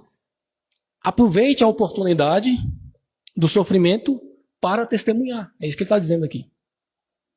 Use o sofrimento para mostrar que você é cristão verdadeiro. Ao invés de você fugir, ao invés de você abandonar, ao invés de você enfraquejar, né? Ao invés de você titubear, se desviar, use o sofrimento como uma oportunidade de mostrar ao mundo que você é realmente cristão. A injustiça e o sofrimento elas não devem nos levar aqui a uma revolta, a murmuração, porque é isso que acontece com o crente fraco. É isso que acontece com os neófitos. Quem são os neófitos? As pessoas que acabaram de aprender a fé. E eu não estou falando de quantidade de anos que está na igreja, estou falando de amadurecimento. Tem muita gente que tem 30 anos na igreja e não pode passar por um sofrimento que está murmurando. Que não pode passar por um sofrimento que está reclamando. Que está achando que Deus está sendo injusto. Que fica falando, eu já sou cristão há tantos e tantos tempos, fica negociando com Deus. Não estou falando aqui de quantidade de tempo, estou falando de amadurecimento. O sofrimento ele é uma oportunidade para você defender a fé. Em outras palavras, esse verso aqui ele é usado para apologética. Palavra grega para apologia, que significa defender intelectualmente aquilo que você crê. O que Pedro está falando aqui? Pedro está falando, ó, o sofrimento que você está passando aí, ao contrário do que você imagina, é uma oportunidade de você defender sua fé. E quem entende isso, irmãos, é só quem tem Cristo no coração. Não adianta eu dizer para o cristão que o sofrimento, além de ser algo penoso, é uma oportunidade de você fundamentar ainda mais a sua fé, de você testemunhar a respeito de Deus. Os cristãos aqui eles não devem temer os seus inimigos, mas ao próprio Deus. Eles não devem temer ao próximo, mas ao Deus que eles servem. Eles devem entender que o senhorio de Cristo controla a vida. É o que ele vai dizer, porém, santificai ao Senhor Deus os vossos corações. Porque quando a gente santifica a Deus o nosso coração, a gente se fortalece cada vez mais. E a gente cada vez mais fica próximo. Conhece cada vez mais a Cristo. Cada vez mais Cristo coloca no nosso coração um fundamento de fé, de força. Muitas vezes a gente vai passar por uma situação que, antes da situação, a gente fala, a gente não consegue passar por isso. Eu não consigo enfrentar esse tipo de problema. E no meio do problema você aprende, você tem forças através do Espírito Santo a conviver com aquilo. E usa esse problema como um testemunho. Usa esse problema como uma fundamentação de fé.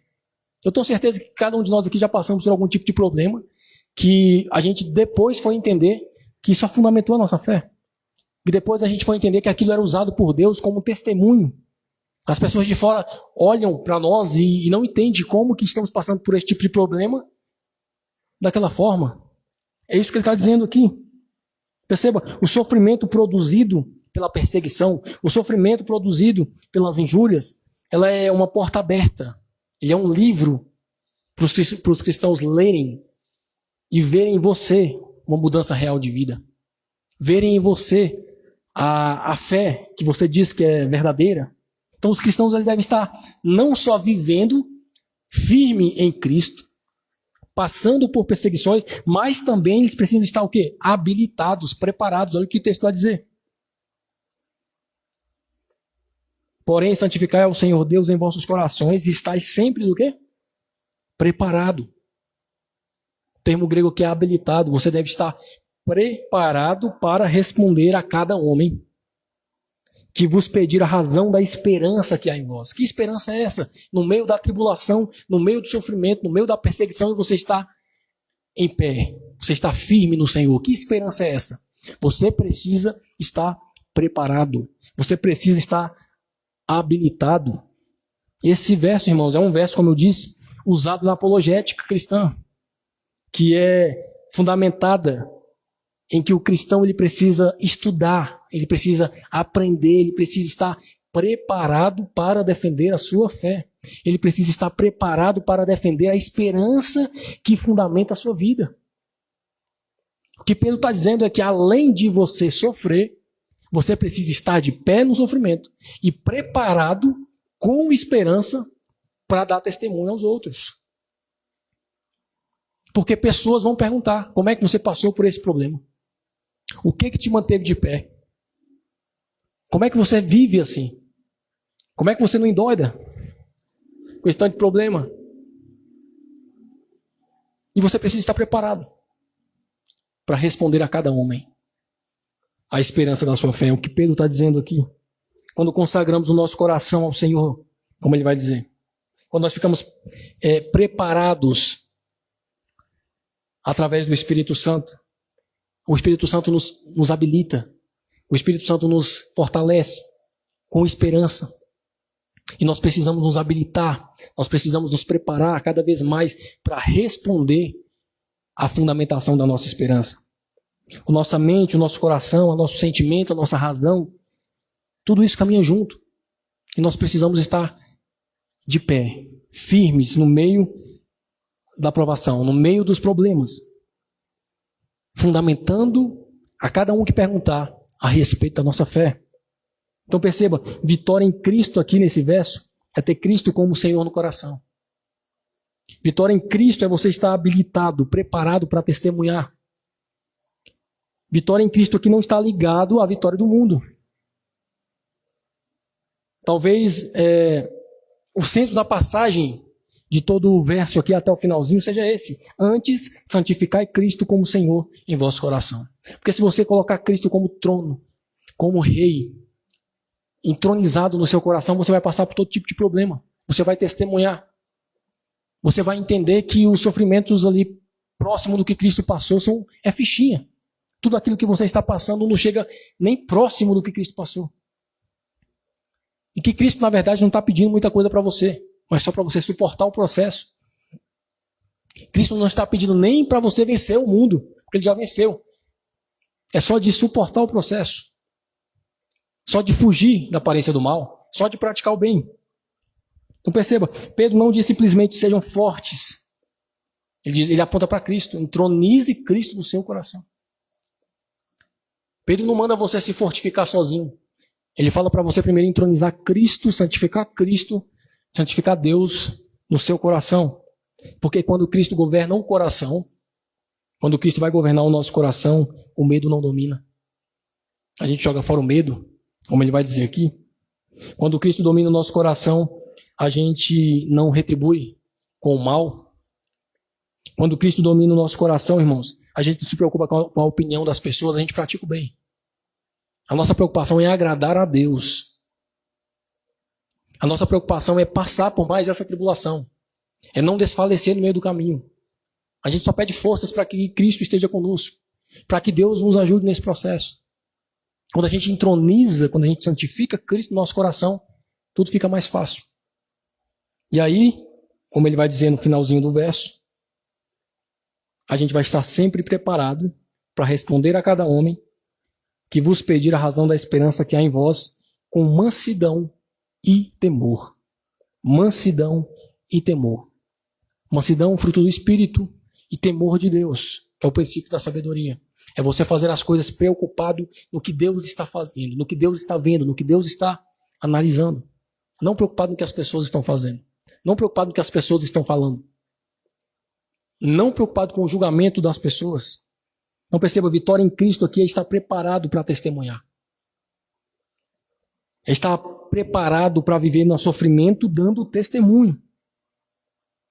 A pessoa olha para você e pergunta como é que pode você passar por isso. Aí a gente tem a oportunidade de responder. E a nossa resposta é o quê? Apontar para Cristo. Por quê? Porque Cristo está entronizado no nosso coração. É isso que Pedro está falando aqui.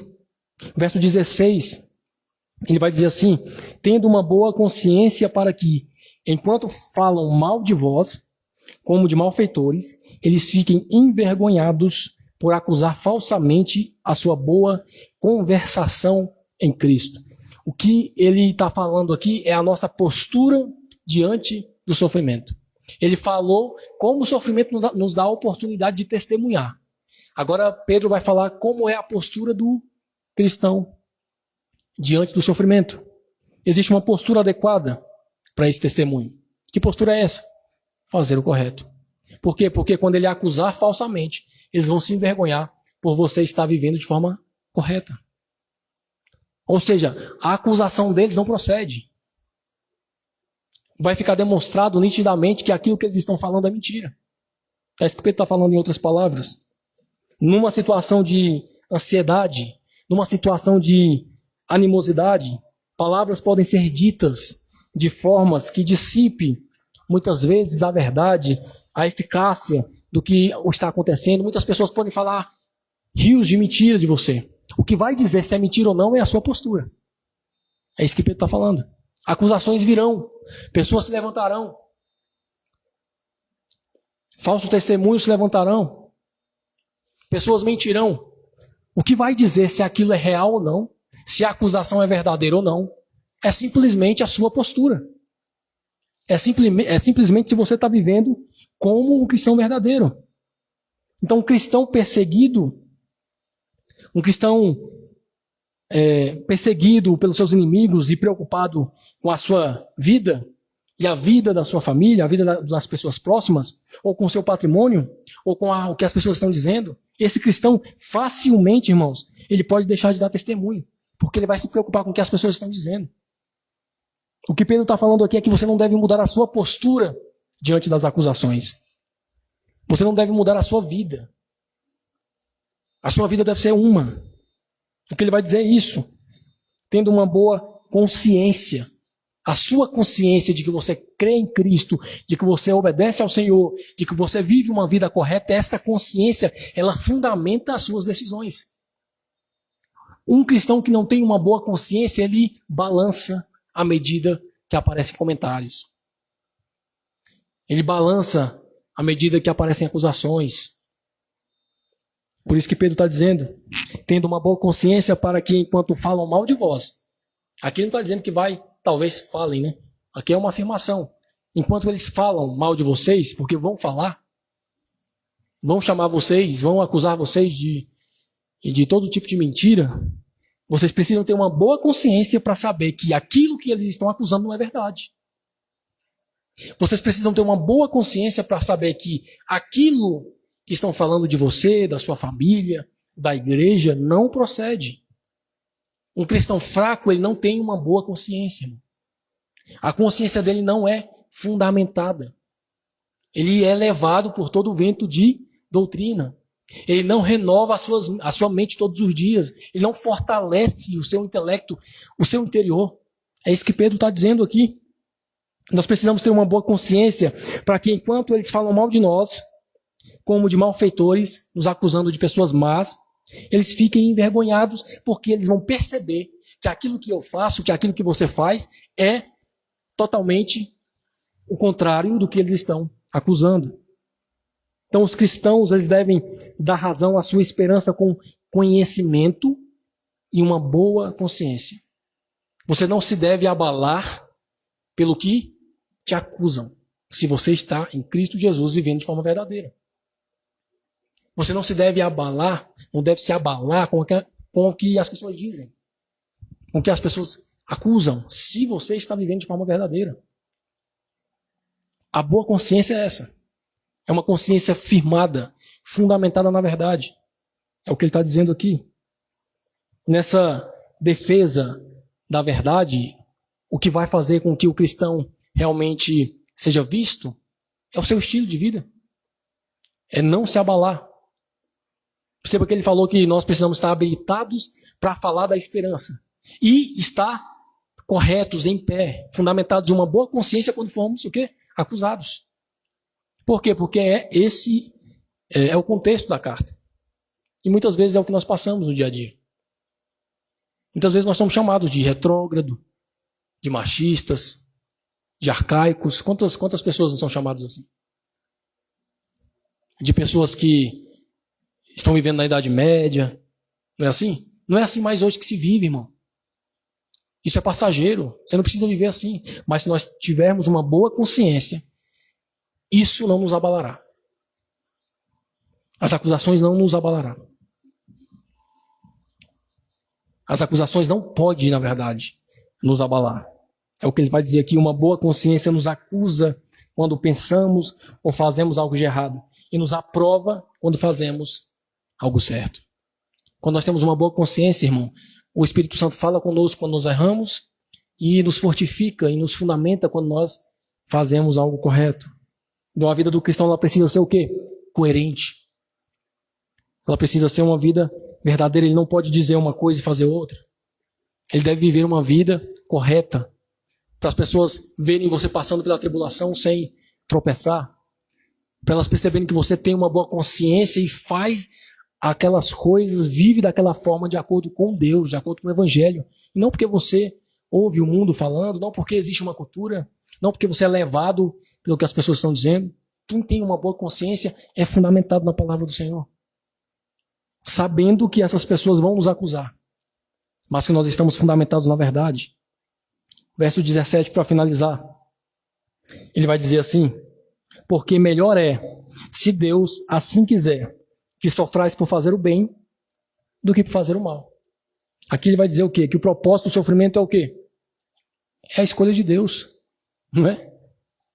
Qual é o propósito do meu sofrimento? É Deus que escolhe, irmão. Talvez eu nem saiba qual é o propósito do meu sofrimento. Talvez eu nem saiba por que eu nasci assim, que eu vou morrer assim. Talvez eu não saiba por que eu estou passando por isso ou por aquilo. O que ele está falando aqui é que há um propósito que Deus quer. Mas muitas vezes a gente não sabe qual é. Nem sempre Deus nos livra do sofrimento. Nem sempre Deus nos livra das injustiças humanas. Porém, quando Ele nos permite passar por essas circunstâncias, por esses problemas, é porque tem um propósito. É porque existe algo que precisa ser levado em conta na nossa caminhada cristã. E esse propósito ele é elevado. Como assim elevado? Está acima das nossas vontades. Se fosse para eu escolher, eu não queria passar. Mas é um propósito elevado. Deus faz com que eu passe por isso, mesmo eu não querendo, porque é um propósito acima da minha vontade. É algo maior. É algo melhor. É algo benéfico que talvez eu perceba só lá na frente, ou talvez só no céu, só na volta de Cristo. O cristão que sofre injustamente, ele passa por esse dilema. O cristão que sofre fazendo boas obras, ele vai passar por esse dilema. E a resposta de Pedro é aqui: porque melhor é, se Deus assim quiser, que você sofra por fazer o bem do que fazer o mal.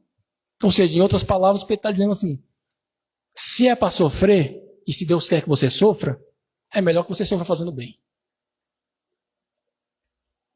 Porque se for para sofrer fazendo mal, a consequência é pior.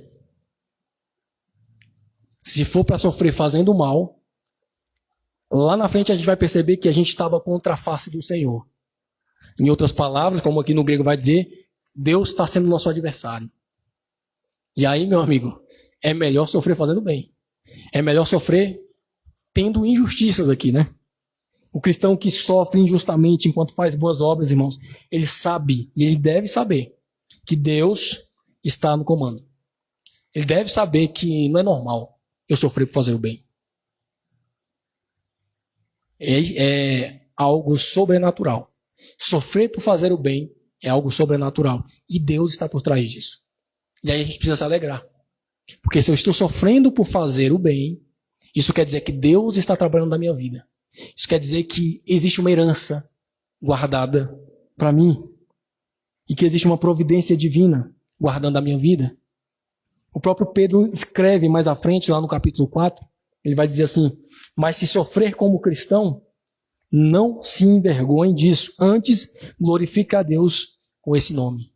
Se você sofre por ser cristão, por fazer o bem, se você sofre porque segue a Jesus, fique feliz. Fique feliz, você está sendo vitorioso. A vitória em Cristo está aí. Está nesse sofrimento. Essa frase corrige uma ideia equivocada de vitória. Não corrige? Porque muitas vezes a gente prega que o cristão ele precisa vencer, que o cristão ele precisa da vitória, que venha para o culto da vitória, não é assim? Que você precisa fazer jejum para ter vitória, participar de não sei quantos cultos seguidos aí para ter a bênção da vitória, não é assim que é pregado? E o que Pedro está falando aqui é justamente o contrário. Ele está dizendo que a vitória do cristão não está aqui. Está guardada na herança preparada no último dia. Ele está dizendo aqui, em outras palavras, que vamos sofrer. E que seja por sofrer, por fazer o bem. O sofrimento ele faz parte, ele é inerente do cristão, irmãos. Vitória cristã aqui não é necessariamente, dentro desse contexto, escapar do sofrimento. Que é o que nós pregamos ou o que nós pensamos, né? Eu tenho vitória quando eu não sofro. Eu tenho vitória quando eu consigo fugir do sofrimento. Quando eu passo pela doença. Quando eu passo pelo problema. Aí eu alcancei vitória. Não é assim que a gente imagina a cena? Passei pelo sofrimento e agora estou curado. Alcancei vitória. Passei pelo problema e resolvi esse problema, alcancei a vitória. O conceito de vitória cristão, bíblico, não é esse. É você mesmo no meio do sofrimento continuar dando testemunho, continuar em pé, continuar sendo correto. Por quê? Porque Jesus ele foi vitorioso em todo o tempo, em toda a sua caminhada. E é quando a gente olha para Jesus na cruz morrendo, humanamente, a gente entende aquilo como vitória? Não, né? Humanamente, a gente olha para Cristo morrendo numa cruz, sofrendo, sendo cuspido, sendo espancado. Aquilo é vitória? Humanamente, não. Mas para Deus é. E ele foi vitorioso do início ao fim. Portanto, para a gente resumir aqui do verso 8 a 17, a gente pode resumir assim, que uma vida de vitória em Cristo, ou vitoriosa em Cristo, é uma vida que mesmo diante do sofrimento, mesmo diante dos problemas, escolhe amar em vez de odiar. Escolhe abençoar em vez de ter vingança, em vez de vingar. Escolhe fazer o bem em vez de fazer o mal. Não teme as ameaças, não muda o seu jeito de ser. Não vive sem testemunho. Mantém sempre Cristo como Senhor no seu coração. Então a vitória cristã, a vitória que Cristo nos traz e coloca no nosso coração, irmão, não consiste em viver sem sofrimento, mas permanecer fiel, permanecer firme, permanecer crendo em Deus, nas circunstâncias, no Deus que controla, no Deus da providência, continuar crendo no meio do problema. Porque quem tem Cristo como Senhor, ele pode sofrer sem ser derrotado. Quem tem Cristo como Senhor, ele vai sofrer, ele vai ser perseguido, ele pode até morrer. Mas ele se mantém vitorioso em Cristo Jesus. Ele tem fé, ele enfrenta os problemas. Ele vive de acordo com o mundo exterior. Ele vive de acordo com aquilo que Cristo ensina. Ele vive de acordo com aquilo que Cristo ensinou aos apóstolos e o que os apóstolos nos ensinam. E não de acordo com o que o mundo prega de vitória. Então, para a gente finalizar, que a gente possa pensar a respeito de sofrimento. E Pedro, ele pode falar sobre isso. Ele sofreu muito. Ele está pregando a uma igreja sofredora. E quando a gente estiver no meio do sofrimento, não se desespere. Utilize o sofrimento como testemunho. Utilize o sofrimento como uma oportunidade de crescer, de amadurecer. E utilize o sofrimento, como o texto vai dizer aqui, no finalzinho, tendo uma consciência completa e firme de que você está no caminho correto. Porque Deus, Ele quer que nós cresçamos. E muitas vezes no crescimento Ele vem através do sofrimento. Amém?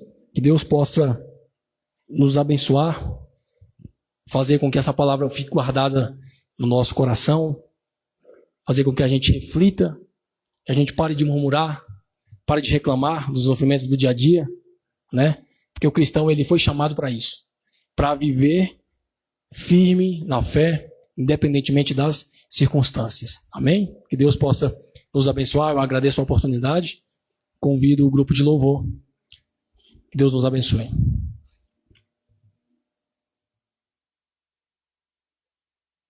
Boa noite, irmãos, graça e paz.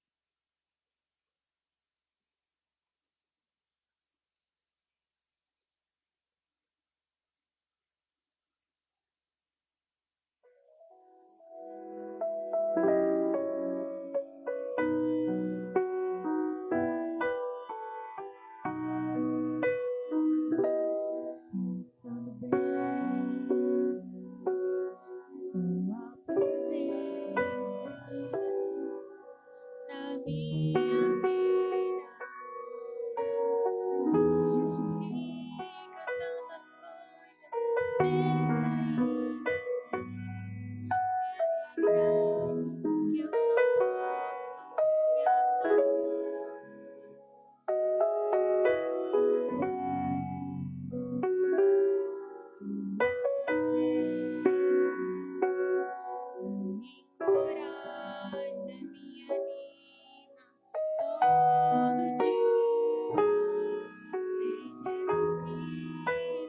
não posso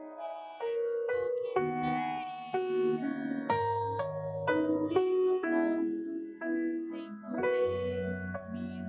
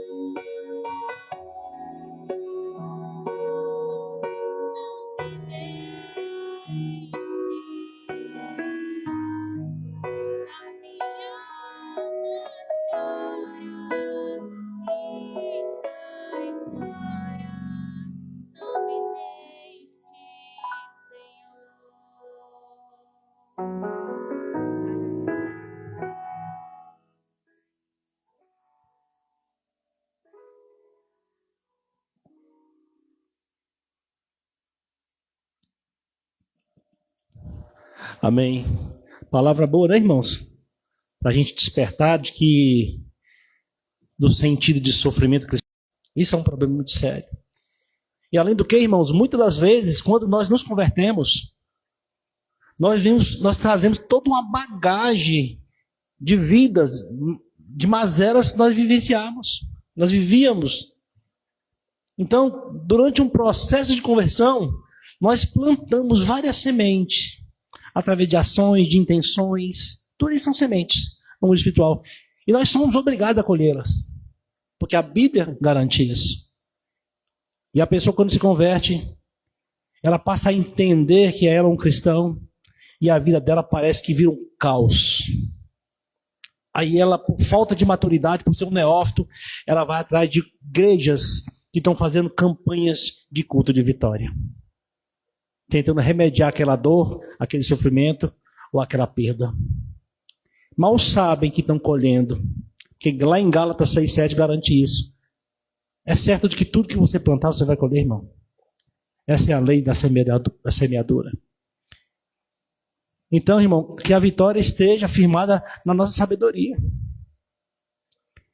Quando o pastor estava lendo aqui, trazendo o estudo, aqui no verso 12, do verso 11 e 12, dizendo para pratique o bem e busque a paz, persevere, porque os olhos do Senhor estão atentos aos justos, aos separados, aqueles que vivem de um modo diferente. Não é isso? E lá no 13 ele vai falar, e lá no em cima ele continua, porque a face do Senhor se volta contra os que praticam o mal. Não está falando do mundo, não. Está falando de nós cristãos, mesmo sendo chamados, achados, perdidos no mundo, nós ainda plantamos sementes más. E nós colhemos, não é pelo fato de termos nascido de novo, e nós somos isentos de sofrimento, não, irmão. E outra coisa que eu queria trazer, dá a sensação de que o cristão tem que viver em sofrimento. Mas não é isso que o texto está falando. O que a Bíblia está dizendo, que são ferramentas de Deus para tratar-nos. Você pode ser uma pessoa bem-sucedida em tudo que você fizer, mas a sua vida não reflete a minha. Deus trata de cada um de uma maneira singular. Nós somos seres ímpares, únicos. Que Deus abençoe sua vida, pastor. Obrigado pelo estudo de hoje. Foi bastante confortante, bastante esclarecedor, para que nós que cremos na vida eterna, sabemos que o Senhor tem a maneira de tratar com nós, bem diferente do que nós imaginamos. Amém? Aos irmãos que estão nos acompanhando através das redes sociais, que tenham uma semana abençoada, né? Com a vitória em Cristo Jesus, nas suas pelejas, nas suas dúvidas, mas assim, balizados pela palavra, amém? Vamos nos colocar de pé para que a gente possa estar encerrando o nosso culto. Vamos orar, irmãos, vamos agradecer a Deus por essa oportunidade. Quantas pessoas não têm oportunidade de sentar, ouvir a palavra de Deus, né, sem estar sendo perseguido, sem estar escondido. Nós somos um país privilegiado. Ô Senhor, nós te agradecemos, Pai, pelo privilégio de termos acesso à Tua palavra. Essa palavra que foi escrita através de muito suor e muito sangue. O Senhor usou nossos irmãos para que a Tua palavra, Senhor Deus, fosse deixada como um presente, como um tesouro, para que todas as gerações tivessem alcance à verdade. Não a verdade que vem do coração do homem, não a verdade que vem através, Pai, do evangelho contaminado, mas a verdade que o Senhor inspirou homens e mulheres cheios de temor e amor para estar escrevendo, Pai, de acordo, Pai, com o Senhor assim propôs. Que possamos aprender dia após dia e vivermos aplicando essa palavra, Senhor Deus, sendo conhecedor da verdade, sabendo que o Senhor é soberano em nossas vidas e em todas as coisas, que nós não devemos temer a ninguém nem a nada. Porque a Tua palavra diz que nós devemos temer ao Senhor, que pode matar tanto o corpo quanto a alma. Mas por amor de nós, o Senhor permitiu que estejamos reunidos, Pai. Todos aqui como igreja, como corpo de Cristo. Nós somos muito gratos por isso, Pai. Obrigado pelo aprendizado de hoje, que possamos praticá-los todos os dias até que o Senhor venha. Assim nós oramos e te agradecemos em nome do Senhor Jesus. Amém. Irmãos, vamos encerrar o culto em nome de Jesus.